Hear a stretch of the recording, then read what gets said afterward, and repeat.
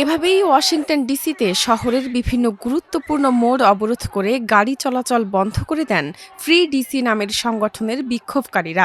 তাদের হাতে থাকা ব্যানারগুলোতে শোভা পাচ্ছিল ধন কুবেরদের চেয়ে শ্রমিক বড় ও যুদ্ধ নয়, স্বাস্থ্যসেবা চাই সহ বিভিন্ন স্লোগান।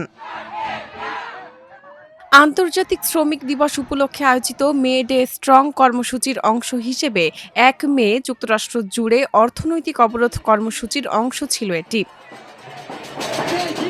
দেশটির ৩,৫০০টি স্থানে অসংখ্য মানুষ কর্মসূচিতে অংশ নেন। আয়োজকেরা এদিন স্কুল, কাজ ও কেনাকাটা বর্জনের ডাক দেন। এর অংশ হিসেবে নিউ ইয়র্ক স্টক এক্সচেঞ্জ সহ বিভিন্ন প্রতিষ্ঠানের সামনে ওয়াকআউট, পদযাত্রা, ব্লক পার্টি ও বিক্ষোভ সমাবেশ অনুষ্ঠিত হয়েছে। নিউ ইয়র্ক নগরীর ম্যানহাটনে এই বিক্ষোভ সবচেয়ে উত্তাল রূপ নেয়। স্থানীয় সময় শুক্রবার বিকেলে তরুণদের নেতৃত্বাধীন সানরাইজ মুভমেন্টের বিক্ষোভকারীরা নিজেদের শিকল দিয়ে স্টক এক্সচেঞ্জের প্রধান ফটকের সঙ্গে বেঁধে ফেলেন।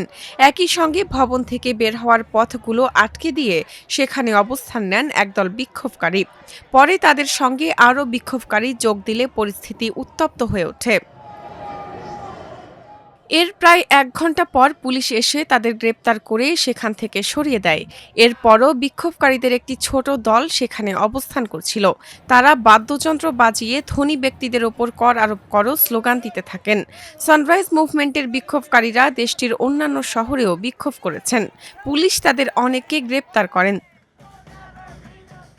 শুধু নিউ ইয়র্কেই নয়, Washington DC, Chicago, Los Angeles সহ বড় শহরগুলোতেও এই আন্দোলনের ঢেউ আছড়ে পড়ে।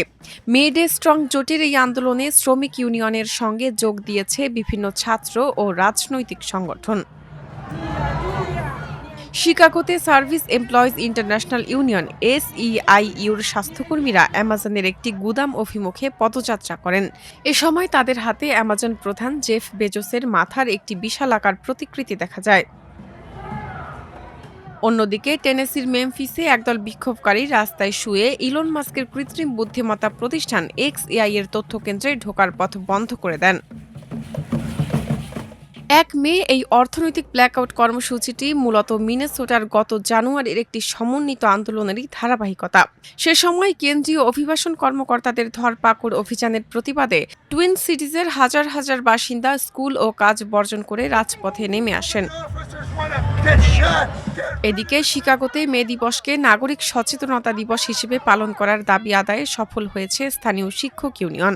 অন্যদিকে উইসকনসিনের ম্যাডিসন ও মিলওয়াকিতেও এদিন স্কুল বন্ধ রাখা হয়েছে। সেখানে শিক্ষকদের বড় ধরনের বিক্ষোভ কর্মসূচি পালনের কথা রয়েছে। অধিকার আদায়ের এই লড়াইয়ে অনেক শ্রমিক ইউনিয়নও ধর্মঘটের ডাক দিয়েছে। নিউ অরলিন্সের ইউনিভার্সিটি মেডিকেল সেন্টারের নার্সরা বলেছেন, একটি ন্যায্য চুক্তির দাবিতে শুক্রবার থেকে তারা ৫ দিনের ধর্মঘট শুরু করেছেন।